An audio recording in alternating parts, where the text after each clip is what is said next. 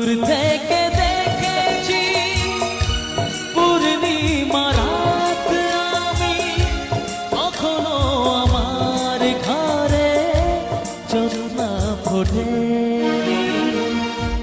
চিরদিন আধারে কেটে গেল এ জীবন, কেউ তো প্রদীপ হাতে কাছে আসেনি।